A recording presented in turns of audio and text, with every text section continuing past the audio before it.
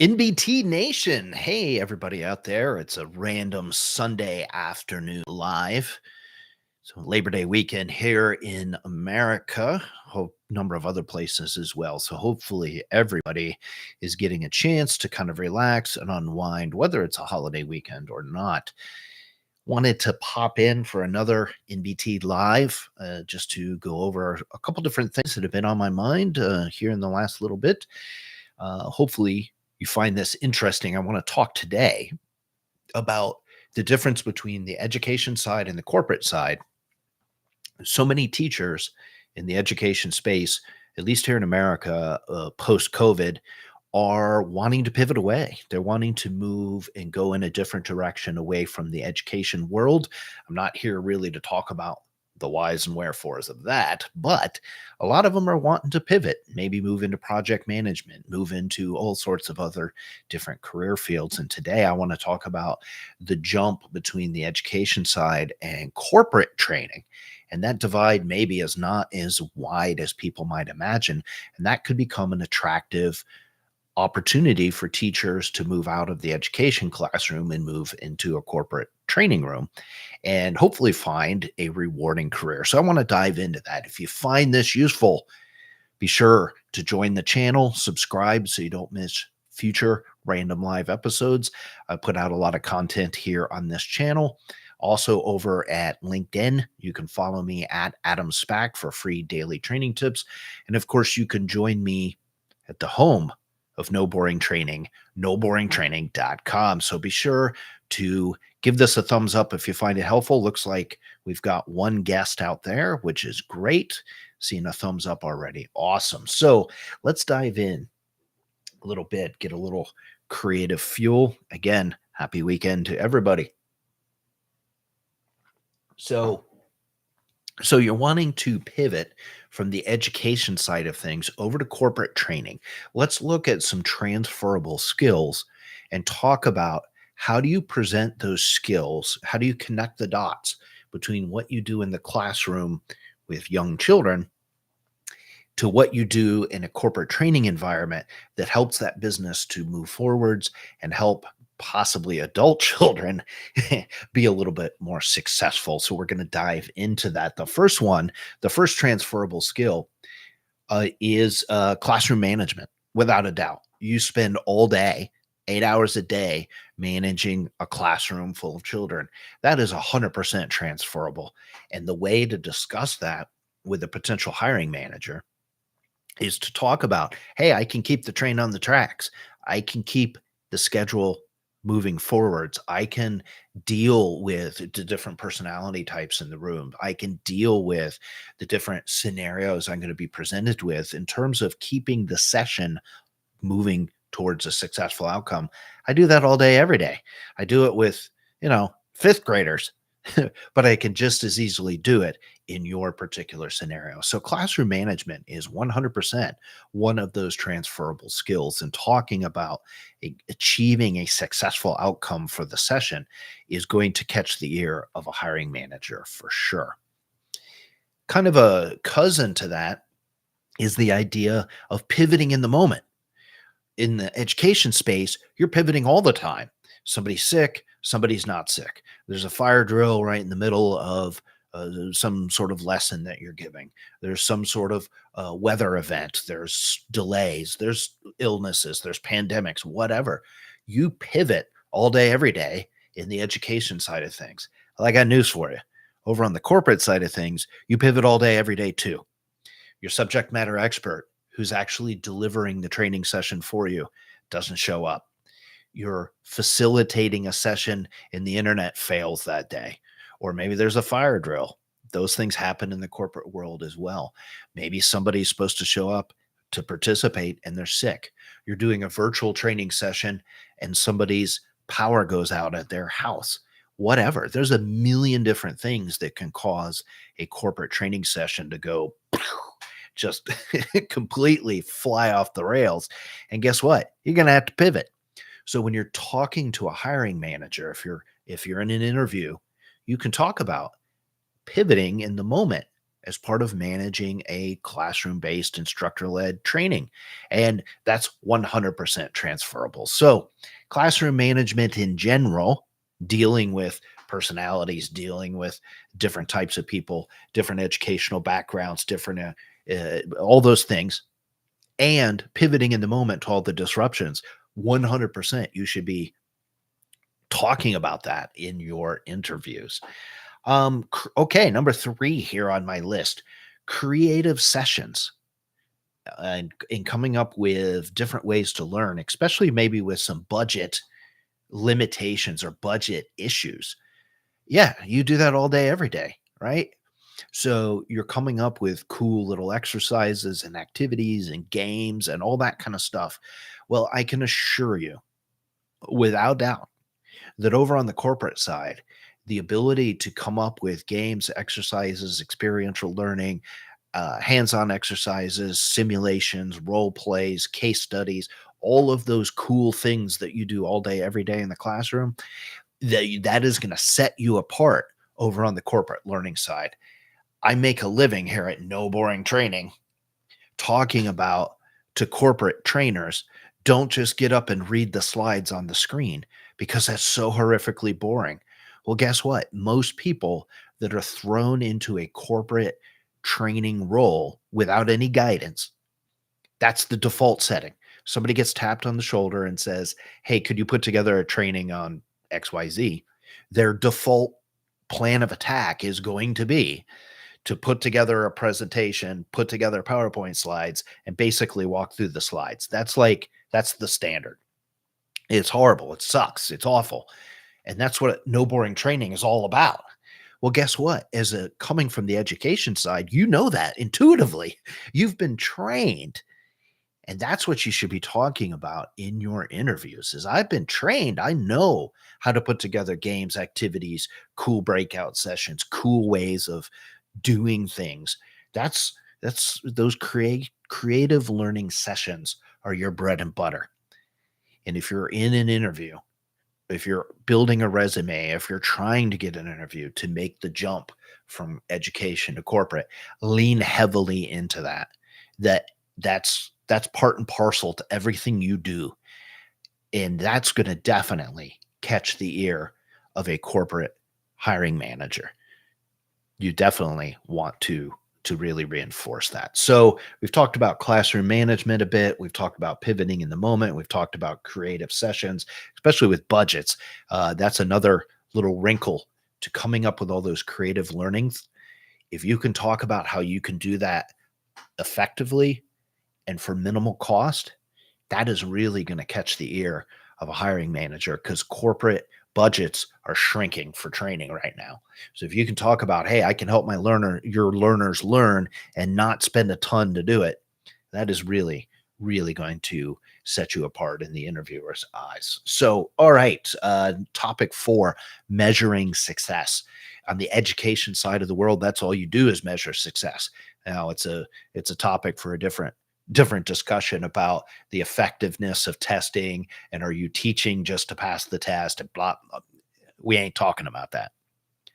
But on the corporate side, if you can clearly articulate, I not only know how to help learners learn in fun, creative, interactive ways that don't cost that much, and I can measure and demonstrate that they actually learn something, that buddy is going to set you apart right then and there. And you can talk about all the different ways that you evaluate whether your learners actually learned. You can do all that. You can talk about how you can measure it qualitatively. You can talk about observation. You can talk about how all the different things. Talk about that and incorporate that into your interviewing process with just a couple little quick examples of not only can I help them learn in a cool, fun way that doesn't cost that much, but I can show you that they learned. And here's the different ways I would measure. That's 100% a normal thing of the education side, not always so normal on the corporate side, especially for new trainers or people who don't train regularly. So That's another way that you can differentiate yourself between the education and corporate side and make that connection, make yourself a more appealable, more valuable candidate. All right, a little bit more creative juice. Hopefully, you're finding this interesting. If you find this discussion interesting, give it a thumbs up and subscribe to the channel. All right, number 5 on my list: transferable skills from the education side to the corporate side, lesson plans and learning journeys.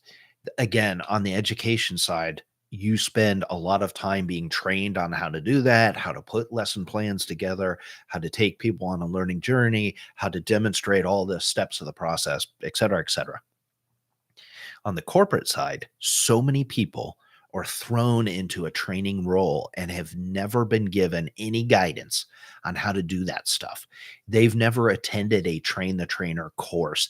They may not be fluent in ADDIE or any of the other gazillion different ways that you can put a training program or session together. Lots and lots of people deliver training who are not full-time trainers. They do 1,000 other things and deliver training. So they aren't familiar with all of the different ways to assemble a lesson plan in a learning journey in a defined, structured process way. But you, from the education side, 100% know how to do that. And you can quickly and clearly articulate that. And I can tell you, being a hiring manager, somebody who has hired people for training roles, the people that can articulate very quickly and easily that they know how to put a training session together, and this is the methodology they would use. Whether I agree with that methodology or not is irrelevant. That they can express that, that sets them apart as a candidate. 100% a transferable skill. And it's one that business leaders really want to hear. They want to hear that they have a problem to solve. They feel like training is an avenue to solve that problem.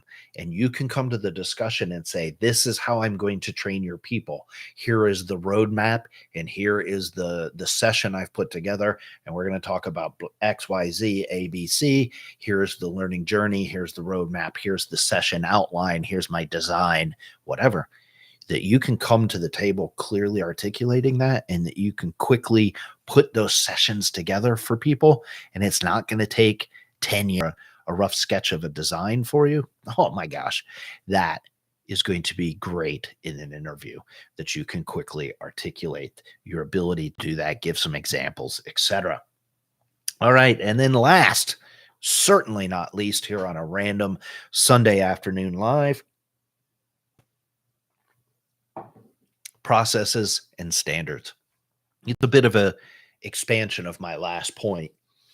On the education side, there are processes, standards, things that are taught in teacher college, for lack of a better term, that are never ever really explored over on the corporate side unless you do training as a full-time job and you've been trained on how to train. But if you've just been thrown into the role, or you are at a small company or a small firm, it is very common for somebody to just say, hey, could you put together a training on this? And you have no idea how to go about doing it. And I can assure you, what people are likely to do is to go to PowerPoint, go to Canva, and start building a slide deck. Again, that's what no boring training, that's like what I spend most of my time railing about. So most of the people on the corporate side, that's kind of what they know how to do. So if you're coming into an interview from the education side and you can talk about, oh, here's the process I would use to develop this training. Here's the process I would use to design the content. Here is the methodology I would use to manage this, that, or the other thing. Here is the explanation for why I would do this. That's simple and easy and digestible. Again, that is going to set you apart as a candidate. That is going to make you a far more attractive candidate if you can explain the why and the mechanics behind why you would do whatever. And coming from the education side, you're going to have a huge leg up on candidates who aren't trained in how to train over on the corporate side. So talk about those processes and standards and how you would use them in a business environment. So classroom management, education space. Let's summarize some of this. Budman going on about here for about the last 15 minutes or so. We're talking about making the jump from the education side to corporate training and how you can differentiate yourself as a candidate and talk about your classroom education experience in a language that business people are going to respond to. So, number one is classroom management. You spend all day, every day managing different learners, different learning types, dealing with learning barriers, dealing with people's previous education, language barriers, all those sorts of things. You can 100% bring that classroom management into a corporate setting. Number two, pivoting in the moment. You spend all day, every day pivoting to all the crazy things that can happen in your classroom. Well, there's no difference between that and pivoting in a corporate conference room or boardroom. You're pivoting. You're just dealing with a different set of distractions, possibly. Creative sessions and ways to learn that don't cost $1 million. You do that all day, every day over on the education side. Bringing that into a business is going to make those training sessions far more interesting and effective. That's going to make you stand out versus somebody who just goes to PowerPoint and builds a nice presentation. Number four, measuring success. You're used to doing that. You do that all day, every day, and you can certainly do that in a corporate setting as well. Lesson plans and learning journeys. You can build an effective training session in your sleep. And you could do that in a methodical way using whatever methodology that you like. And that is when you talk about that, why should I hire you? You're a teacher. Why would you come to the business side? Because I can help you build a training session that's effective and has a defined outcome. And I can show you my work. I can show the receipts. And then lastly, processes and standards and methodologies. You have been classically trained on that in your education training, and you can take those processes and approaches and apply them to business problems. Instead of just, "Oh, I think I do this," you have an effective way to build content, build a session, what have you. So there's one, two, three, four, five, six different reasons, my friend, six different skills, rather, that you can take from the education side of things and apply to a corporate setting. And you can talk about them now in an interview environment, hopefully at a little bit more effective way, hopefully in a more compelling way, so that you can make the jump and hopefully pivot into a new corporate training role.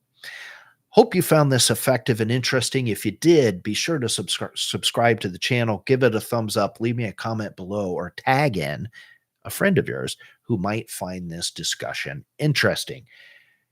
MBT Live, I like to jump on just sort of randomly and kind of expound on some topics, expound on some of the content that maybe already be posted or in development. So hopefully you found this helpful. Thanks so much for tuning in. Wishing everybody a great holiday weekend. Hopefully you get a chance to rest, relax, and recharge. MBT Nation, again, subscribe to the channel. Give me a thumbs up. For more information, you can, of course, always visit me at noboringtraining.com. Thanks, everybody. Have a great rest of your holiday weekend.